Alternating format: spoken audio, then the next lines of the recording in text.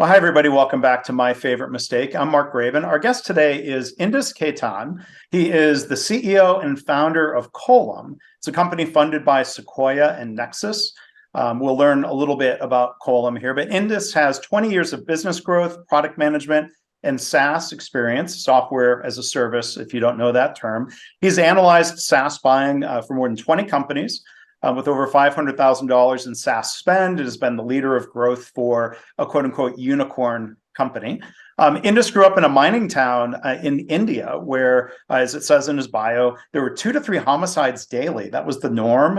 He escaped what he calls the India Coal Mafia that plagued his life. He left for America, where he's made the most of the move. He became a founder, a father, and a pilot. And Indus aims to help others make the same kind of growth in their business and their life. So Indus, we've got an interesting background in bio. Welcome to the podcast. How are you? Doing very well. Thanks for having me. Great to see you again. Yeah, it's good to talk with you. Real quick, because we have listeners who are from the tech and entrepreneurship space. I explained SaaS. I think I got the acronym correctly. When you say unicorn, what's the quick pitch of what that means these days in tech circles? Unicorn typically is a word used in venture-funded startup circles for companies that have achieved a valuation of $1 billion. Yeah, and it's not well. I guess we don't have. I was about to say rarer, not as rare as a real unicorn, but that's a dumb thing to say in the late afternoon. But it's meant to indicate that it's rare. Are we seeing more unicorns in the tech space now? I think we saw quite a bit of jump in the unicorn. It's supposed to be rarer. When the term was coined probably 10 years ago, if I'm getting her name right, there's a lady by the name Eileen Lee. She coined the term when she wrote an article on TechCrunch saying, "Oh, we need to define these mythical creatures, startups that have achieved a $10 billion valuation. Let's call them unicorn." And it became a rage. You'll not believe it at that time. Supposed to be a few. Fast forward to 2020, 2021, 2022, there's so much money flowing in venture capital. Every entrepreneur worth his salt saying, "I want to be a unicorn founder. Doesn't matter what my business is or not." So rarer when it was coined, but 1,600 of them today, if I'm not wrong. Yeah. So if everybody's a unicorn, nobody is a unicorn, I guess. But we can all aspire to that. There's nothing wrong with that. To growth and that level of valuation and success, right? I think it's a good goalpost and a milestone to have, but valuations are sometimes a false indicator of success. Whereas revenue, customer acquisition, team, and how good your product is, not very much quantifiable. Revenue is not officially disclosed. That's another problem. Hence, media fawns over valuation. Hence, it became, a much maligned term to be associated with in the last couple of years. Yeah. Well, thank you for explaining that a little bit. And then, normally we want to jump right into the My Favorite Mistake story, but I'm going to deviate from script a little bit more. That phrase in your bio, I have to ask a little bit because this is your phrase, not mine. India Coal Mafia. Can you tell us a little bit about that? And when you say it plagued your life, tell us a little bit about that. So I grew up in a mining town in eastern India. It is called the Jharia coalfield. If you correlate with the history of, let's say, Tennessee Valley coal deposits or Pittsburgh neighborhood, the larger Pittsburgh coal deposits, Pittsburgh is the reason that the whole region of Pittsburgh became very popular because coal deposits, a confluence of a couple of rivers, so easy in and out, and then money coming from Mr. Rockefeller and others. So imagine that playing out in a smaller scale in a small town, and that's where I grew up. It's called the Jharia coalfields in a small suburb called Dhanbad. The problem is India is still immature in terms of politics and citizen well-being, and the mafia essentially would have their army to mine coal, to trouble people, and whosoever gets in their way, like very much like your New York Mafia, but for coal, not for drugs or booze, but for Right. coal. And I vividly remember my house was located on the edge of a road, hundreds of dump trucks, debris going one way, and then coal going the other way. Debris or sand used to fill up the mine after coal has been excavated. And the life was, I would say, very mellow, living in that every day we will hear stories about people getting killed, people getting shot at gas stations or randomly bystander. Not a good position to be in, but luckily did my undergrad and left India and been here for so long. Yeah. Well, are things, is the violence still a problem back there as it was before you left? The violence has abated quite a bit. The mines have been nationalized, controlled by the government. The corruption has not gone away. The violence has gone away. Plus, media, highlights the violence. It kind of brings national politics into the mix. It kind of fixes it to a greater deal. So it has reduced to probably 10% of what it was, like even lesser. It's quite a bit checked now. So it has kind of gone away. My dad is still there. My mom's still there. So it's much better than what it was. Okay, well, that's good to hear. So thank you for letting me ask about that a little bit. So we'll come back to talking about Quolum and some of your startup and entrepreneurship experience a little bit. But Indus, as we normally do, we'll get back on the theme of the podcast here with the different things you've done in your career. What would you say is your favorite mistake? I think as an entrepreneur, you live a life of making mistakes and correcting it. Some of them you could correct on a daily basis. Let's say you had a wrong hire, you try to amend, train that person. If not, you figure out a way to part ways. Yeah, that's fixable. Many mistakes are not fixable. It's like linear, going forward and you cannot come back. One of the startups I did before the current one was a mobile security company called Bitzer Mobile. Me and two of my co-founders. And this was around the time when iPhones became hugely popular, and every executive wanted to have an iPhone in their holster. And if you are an enterprise employee, your IT department would say, "Hey, no way, you got to use a BlackBerry because that's the approved device of choice." Right. But the executives would shoot the dictum and say, "No, we're going to bring our iPads and iPhone." And this was this war that went on. And we found a hack to enable executives to use their iPhone in an enterprise environment without violating security policies. That's how Bitzer, my previous startup, was born. But again, we were early. Yeah. And hence, it took us time to reach a velocity of consistent customer acquisition. And we hit a plateau in 2013. And one thing led to another, and we found Oracle is interested in us. So we sold the company to Oracle in 2013, December 2014, January. Happy ending, right? Yeah. Now, congrats, but what happened then?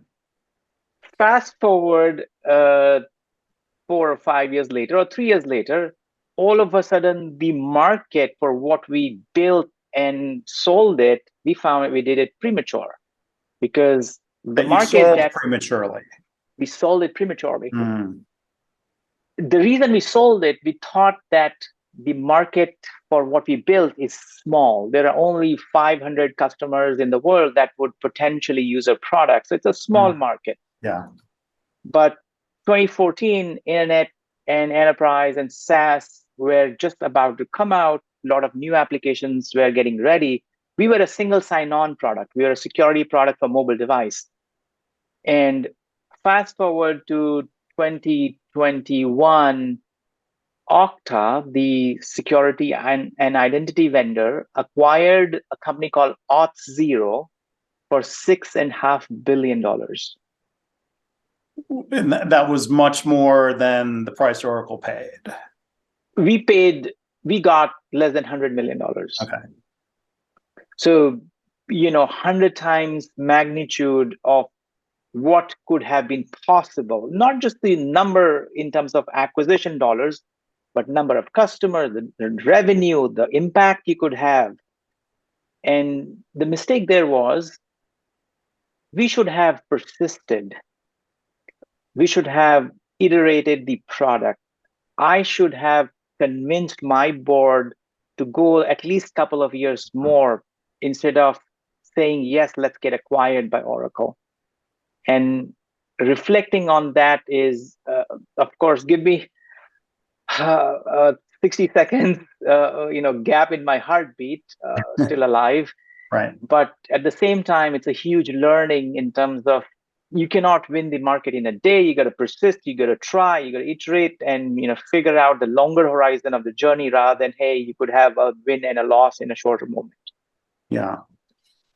So, I mean, I think, well, for one, thank you for sharing the story and the reflections. And just, I'd love to sort of unpack a little bit of, the thought process or the discussion at the time, because like any major decision, I mean, well, I'm curious, like how much did you think? I mean, how convinced were you that it was the right decision before we talk about kind of later evaluating how it panned out? Was there pressure from the board to go ahead and sell, get the exit, investors could cash out, where you wanted to stick with it, or were you sort of where were you, like were you on the fence, or were you convinced to help sell? So me and my co-founders were divided amongst three of us. I would, like a pendulum, sometimes swing on this or the other side. Mm-hmm. So we were conflicted and divided that, is this the right path? Yeah. But at the same time, we are also being rational that, hey, if we don't take this path, we won't be able to raise any more money.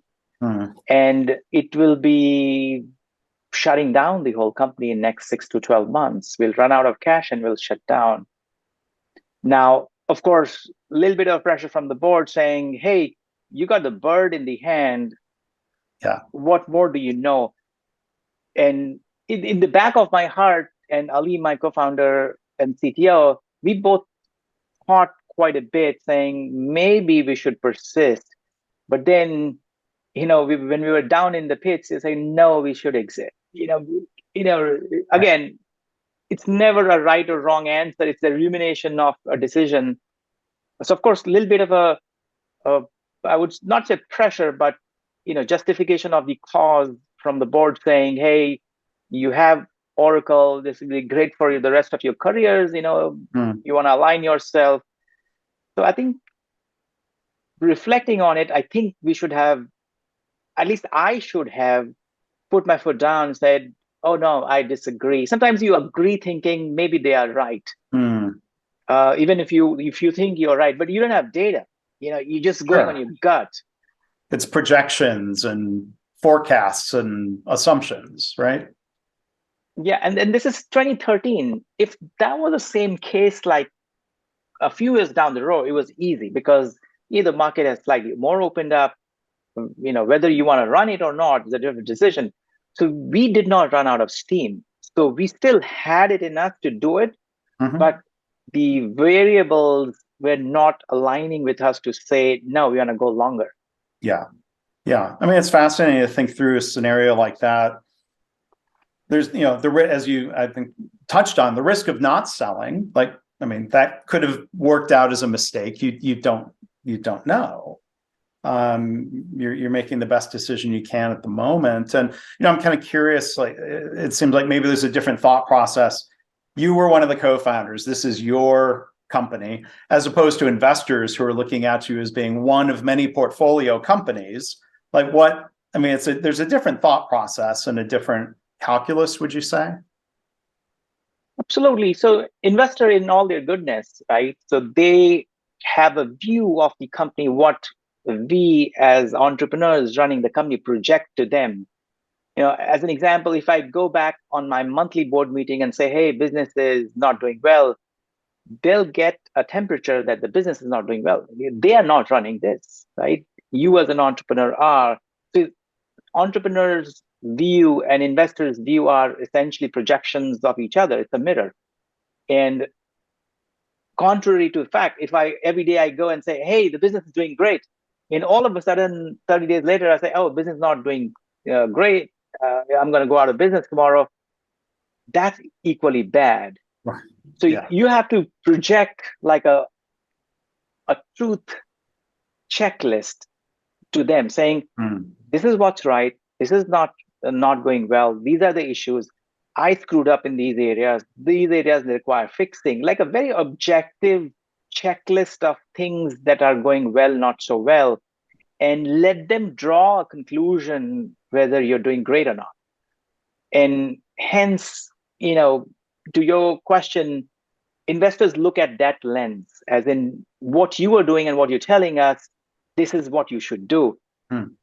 In our case, we were conveying this to our investors back then. Hey, sales is not happening, right? And it went on for 6 months. So imagine if you're an investor who only gets that narrative in every monthly board meeting because they see the number, the sales is not happening, which means the market is not there. And they say, oh, you're spending money on marketing, you're spending money on customer acquisition, you have a product which has been sold to like 10 companies. So there is a need, but the demand is very little because the number of customers they could buy. And that's the story they were listening to on a monthly basis. So they'll say, hey, the best outcome is go sell. And this is what happens with investors across portfolios. And what you mirror is what they're going to give you back. Yeah. Yeah. I have one question about the tech, because my wife's worked in big corporate settings. She did not want to give up her BlackBerry. Like, she was one of the last holdouts. She loved that keyboard, and but I understand the appeal. With iPhone, was that something that Apple was going to find a way to address that maybe created risk then for that company at the time? Like, when do they build in a feature that basically does what your company had been doing? Is that a risk? Definitely, a feature could be projected as a risk very much. So if you remember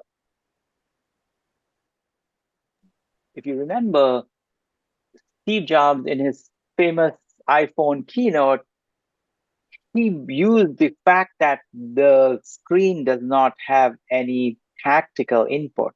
It was all screen, and you tap it on screen instead of having the 50% of the screen. I very much remember he had a PowerPoint or a keynote slide where the 50% of the screen was taken up by keyboard, and he laughed at it. Yeah. So their value prop was not having a keyboard, which in my mind pissed off a lot of Puritans who wanted a keyboard on top of iPhone. Now, and that's the reason many people hated it, because you don't have a tactile feedback whether your key is pressed or not. But I think we got used to it. I think we got used to Right. tapping on the hard screen all the time, right? So, but it was definitely a detriment. I remember many executives who felt threatened by Apple. If I'm not wrong, Steve Ballmer made this comment saying he doesn't even have a keyboard, and laughed out loud on why iPhone would fail. A lot of people thought that was a mistake. And sometimes only time will tell when it comes to these things, these big decisions, whether it's the design of a product or the sale of a company. There's no easy answers for that type of quote unquote mistake, a big decision, and on the innovation realm, right? So there's probably this different question of, like, earlier you talked about maybe you put your foot down more. I'm sure from a product design or software design standpoint, sometimes the founder has to do the same thing. People are saying that's a mistake. And you're like, well, I could be wrong, or I have a vision here, right?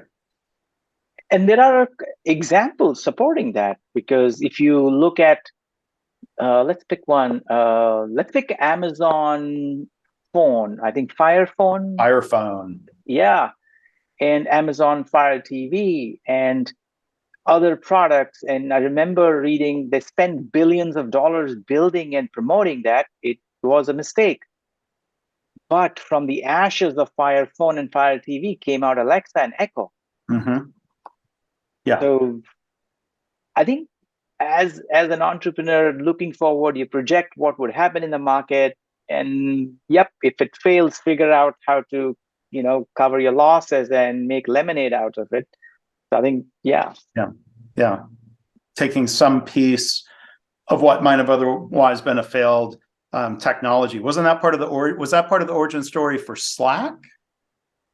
Or also Twitter? Or am I thinking about? Yeah. It's like a You're message right. system that was just something internal, and they're like, "Oh, really? That's the company, right?"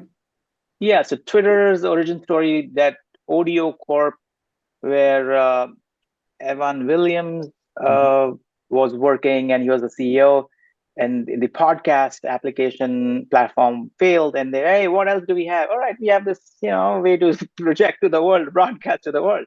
Yeah. And that's how, I think Jack Dorsey and others, they got this idea, they start working on it. I think same thing with Slack. They were working on gaming product, if I'm I think not that's wrong. right. Yeah. I think And so. they were using some hacky tool to message each other, or did not find something suitable, and Slack was born. Yeah. So happy accidents sometimes, I guess. Yeah, and even in science, Pierre and Madame Curie, the husband and wife, they discovered like three greatest scientific discoveries of that time, and in fact now, right? Radium was discovered, and a couple of other things, and it's all happy accidents. Yeah. So I want to ask one other question, kind of maybe wrapping up, the story you had told of selling that company, wishing you had held out and put your foot down. When you think about, a possible future opportunity to sell a company, to be acquired, would you think through that differently? And if so, would you try to guard against the risk of over adjusting and being in a situation where then the story is, oh, I held on too long, I should have sold it years earlier? I mean, it seems like there's a risk of over adjusting. What are your thoughts on that in general, even? Definitely, there's a risk of over adjusting, but I think in software, we have not seen enough. The software bets are very long, and opportunity to grow thousands of times from the original idea. Because I'll give you an example. Today software is $1 trillion every year across the world.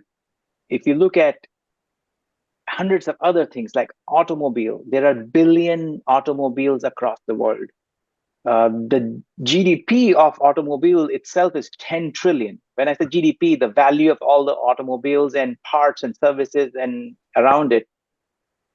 Software is very early, so I think it has still 10x more to go. So I think every bet in software could be wagered to be over-indexed. You could take a bet saying, I'm going to over-index on it. Maybe I'll fail, but the chances are lower. You could fail for other reasons, running out of cash, your wife or your spouse saying, no, you're done. You got to spend time with kids, shut it down or sell it to someone. Yeah. But I think software, you could take a bet, but there are other reasons to sell, and, you need cash, or you've done it, you're burnt out. And that's real, founder. I could say that, if I run one thing for 10 years, I'll be burnt out midway. I'm 100% sure how my mind works. Yeah. Well, I appreciate you sharing that story, Indus, in your reflections, and soon to be holding your head high. You've moved on to other things instead of spending too much. I know you've written about it on LinkedIn. I hope you don't spend too much time thinking of what you wish had happened, what you wish you'd done, that you've learned from it rather than agonizing over it, I hope. I think it's 10 years, so I've kind of tempered down quite a bit. Yeah. Don't agonize over it at all. If I had not done anything about it, I'll give you a 30-second bite on that. Yeah. If I had not started another company, if I had not worked for another high growth startup, I would be in that mode of regret forever. Versus I kind of moved on, right? I got to take another shot at things and see what life does to me. That's what it is. Yeah. Well, that's very well said. It's very thoughtful. Thank you for sharing that. Now, I might be making a mistake here, because people might be saying, okay, you've got a serial entrepreneur, multiple times founder, a CEO of a company. I want to ask you about flying planes, if that's all right. Sure, absolutely. Let's do that. You mentioned the word checklist already, and that's very associated with aviation. So I was wondering, if you could talk about flying a plane and the need. It's different than, let's say, an innovation mistake. We tried to invent something and like, oh, didn't work out. We found something positive. Life goes on. Mistakes, we all know, like, mistakes in aviation could be really, really bad to the point of being deadly. So it's a different environment. How do you think about preventing mistakes when you're flying, whether that's through checklists or other methods? Tell us about that. I think checklist is a great way to summarize the life of an aviator. When I started flying, my instructor told me, you don't trust yourself, you don't trust the plane, you don't trust the environment around you. You don't trust anything. Only thing you trust is the checklist. So let's say you are up in the air and your engine dies. What do? You don't freak out. You don't trust your emotions. You just follow, okay, engine fire or engine stop. What do I do? Okay, restart. Okay, what do I do? Check my fuel line. Okay, check my throttle. What do I do? So you basically follow a debugging procedure for everything that happens in that moment. Right. Same thing for going up in the air. So let's say I go out to fly today afternoon. Okay, I have a 18-item checklist to inspect the plane. Then I go inside and inspect the instruments. Then I do a run-up checklist. Then I do a takeoff. So it's all series of checklists, some short, some long, up until the time I'm in cruise. Even if you're in cruise, although your checklist is done, but you're hyper aware, you're looking at your surroundings, your headphones are on, you're listening to ATC. And that is completely orthogonal to how software is built.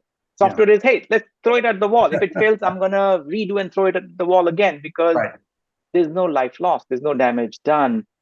Very different life in the air versus on the ground. Yeah.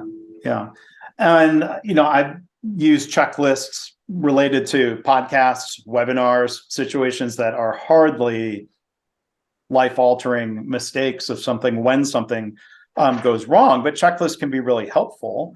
That said, like, I think especially when it comes to aviation or when people apply checklists in the operating room, the presence of checklists doesn't mean I can come in and fly the plane or that I could come in and do surgery.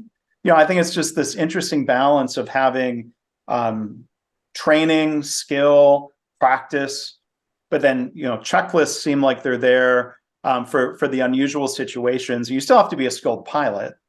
Correct. Aided by the checklist, right? Yeah, the goal of the checklist is to throw away your emotional decision-making skills and, throw away your ego and pride in the dustbin and use a checklist to follow. Because, unfortunately, what happens is, as human beings, we trust our brain, our judgment, our memory more than we should. And that's where fatal mistakes happen. Yeah. And there's a lot of situations, I don't know if any, there are so few aviation disasters, thankfully, these days. I'm going to say knock on wood as someone who flies a fair amount here. But I know stories, and I've included in my book, from operating rooms. Surgical mistakes started happening as an aftermath of people getting lax about following the checklists. So, like, there's almost this form of cognitive bias where you're using the checklists and there's no mistakes.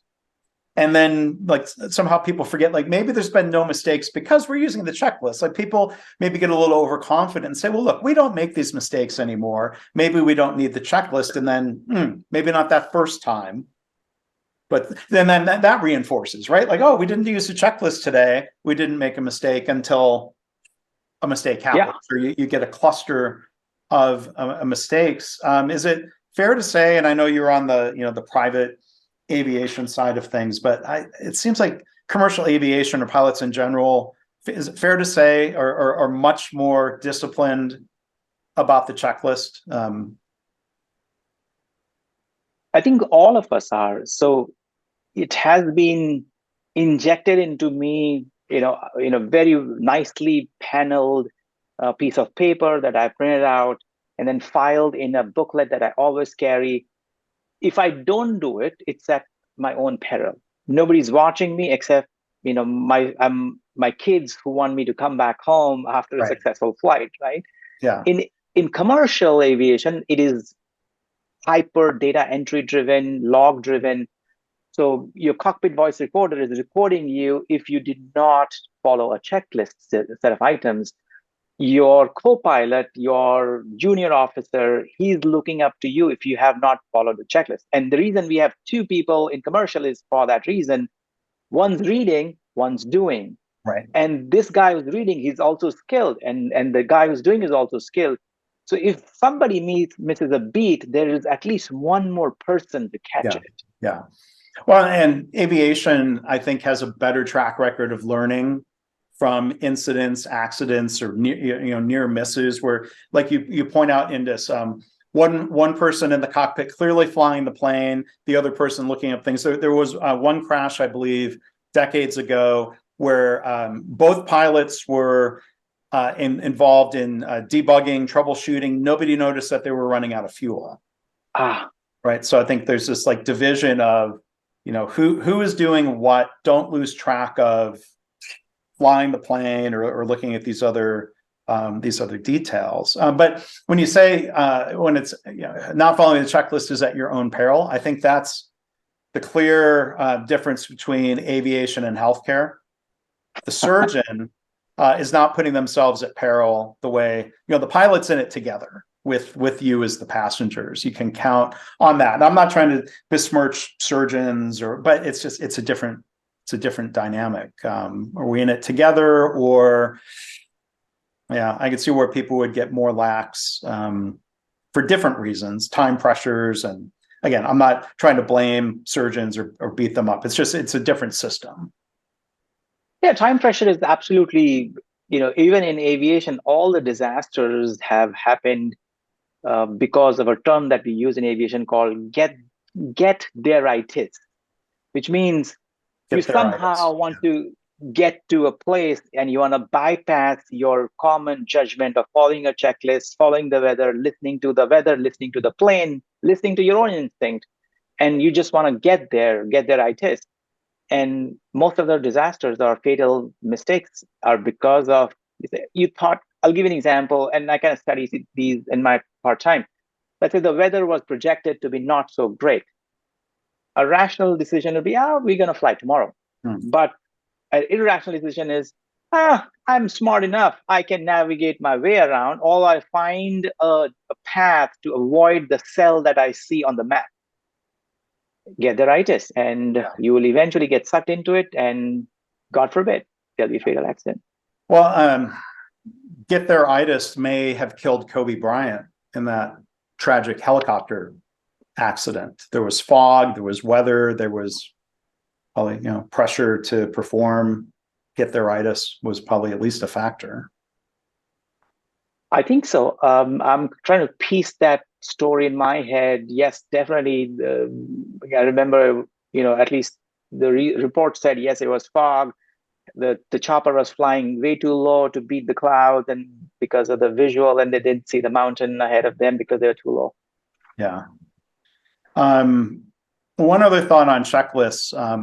When you talk about the debugging or if an engine goes out, we can see the movie about the miracle on the Hudson River.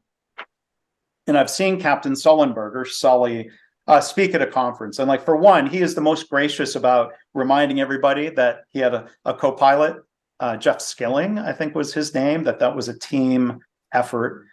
And, I remember him talking about how there was no specific checklist that answered the question of what do we do when we've taken off, we've lost both engines because of a bird strike, and we have to decide, do we go back to the airport or land in the river? There wasn't that magic checklist, but they had different checklists.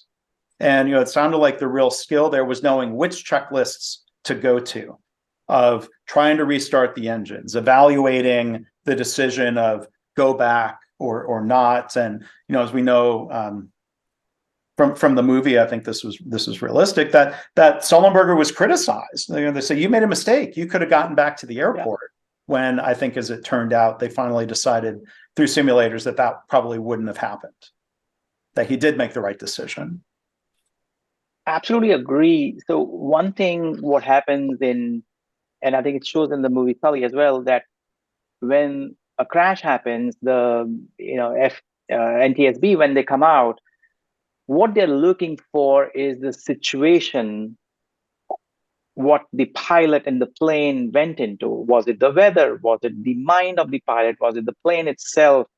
And checklist helps better situational awareness and decision making. Mm-hmm. So they're looking at using the checklist. Did the pilot make the right decision, or he didn't follow the procedures? Now, if the pilot followed all the procedures and the checklist and things have happened not in the pilot's favor or the plane's favor, mm-hmm.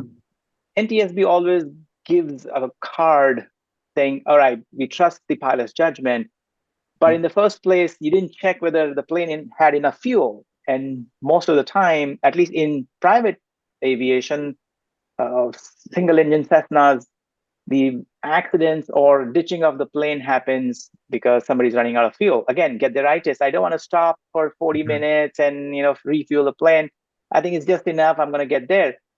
Fuel burns faster than you could think. And then, of course, you lose the engine in the air. Yeah.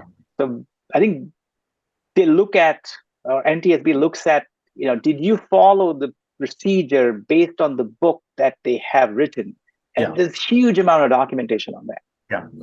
And I believe one other part of the story was we talk about learning from incidents or near misses or situations that I believe there were updates made to some of the checklists to help make that decision of, go back or try to do an emergency landing somewhere, that they identified, there were some gaps. They used their best judgment and that they could learn from that to try to help pilots in the future.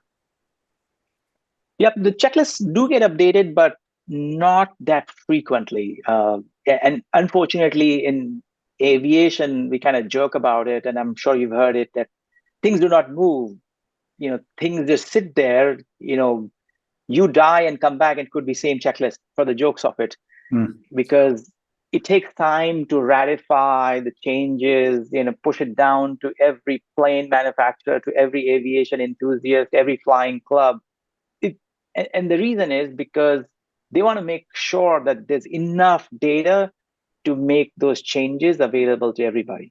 So they're very careful about rolling any new changes out. Yeah, well, probably as a passenger, I'll say, they should be careful. There's this fine line of don't be glacially slow, but you don't want them to be irresponsible either. So, well, our guest today is Indus Khaitan.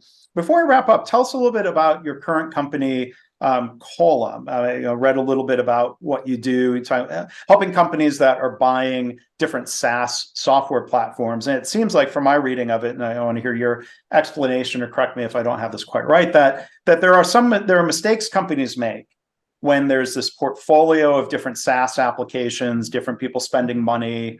Kind of talk about that situation and how you help companies either discover or maybe prevent mistakes when it comes to buying systems like these. Yeah, good dovetail into the mistakes part of it. Thank you for that. All right. Yeah. So software has helped the humanity in general. It kind of helps us do things faster, quicker, and more efficient. But the dark side of software, at least in SaaS, what has happened in the last 5 to 8 years, it has become increasingly easy to buy one.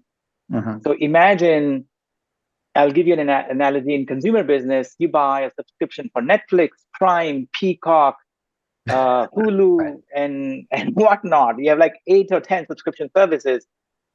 And then you forget about it because you needed them when you needed them. Now kids are into college and whatever. You're still paying for 8 of them on a monthly basis, waste of $100 every month. Well, real quick on that. I mean, on a consumer level, we see advertising for different services or apps that will help you as an individual pull out and say, oh, yeah, there's some of these subscriptions I'm not using, so I can get rid of it. But you're helping do that on a corporate scale, right? We're able to do that same, or we're doing the same for businesses. So we go out and say, hey, Mr. Acme Corp, you have these 150 applications. Looks like 35% of them are duplicates. And then you only have 500 employees, 300 people use it, 200 people are never using these applications. You're spending, let's say, $3 million. You could save $500,000 or $1 million, put some process in place. So we come in and help trim the fat, and as a nutritionist, put a diet plan that you remain in hygiene forever.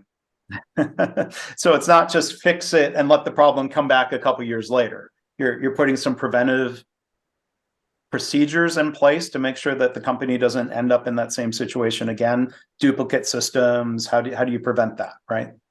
Yeah. So we become the flow of the software purchase cycle.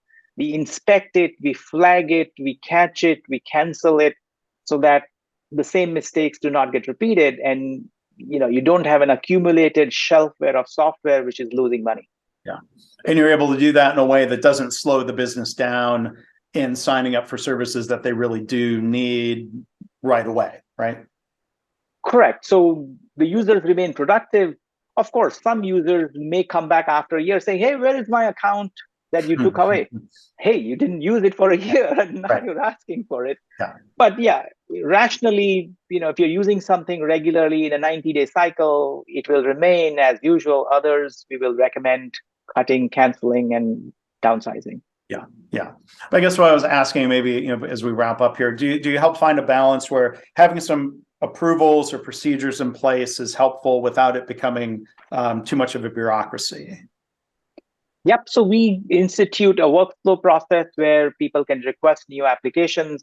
The system will automatically catch, let's say you are a Microsoft Teams environment, all deployed, and some employee says, I need 50 licenses of Zoom. It will automatically flag, hey, why do you need 50 licenses of Zoom? Because you already have meetings. Then it will go through an exception change, get approval before you are allowed to use this duplicate software. So you put these processes in place, automatically catching, and then exception handling, and hence, the diet plan remains intact. Yeah. Well, cool. Well, I will put a link to the company's website in the show notes, and link to what you'd posted on LinkedIn about your story, and other resources for people who want to learn more. So again, our guest today has been Indus Khaitan. He's a founder and CEO of Quolum. So Indus, thank you. I can't, I think you're a perfect fit for the podcast. I don't know how many people could come on and talk about a big entrepreneurship mistake and piloting and checklists all together. I'm glad we could do that. Absolutely. Fantastic sharing some of the tidbits and stories that I've experienced. So, great having this conversation. Yeah. Thanks again for being here. And Thank you. Good luck with the company this time around. Yeah.